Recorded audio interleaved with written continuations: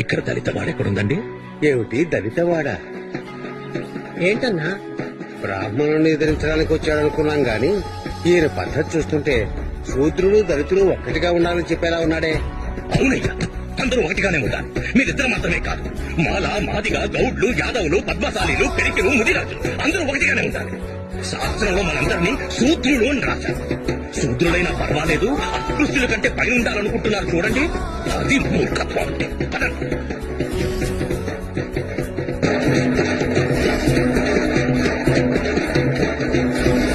ముందు డప్పు కొట్టడం ఆపండి. అయ్యా, ఇది దేవుడిచ్చిన వృత్తి అండి. దేవుడిచ్చిన వృత్త చూసారా? రెట్టబలి శ్రీనివాస, వీళ్ళని అలా మోసం చేస్తున్నారా? ఇది మాత్రమే కాదయ్యా, దేవుడు కరుణకు ప్రతిరూపాన్ని కూడా నేర్పించారయ్యా. దేవుడు కరుణకి ప్రతిరూపమైతే ఇక్కడ మీకు జరుగుతున్న అన్యాయాలన్నిటికీ ఓ పెద్ద భూకంపం సృష్టించి ప్రపంచాన్ని అర్థం చేసుంటారు. మీకు కావలసింది ఆత్మవిశ్వాసం.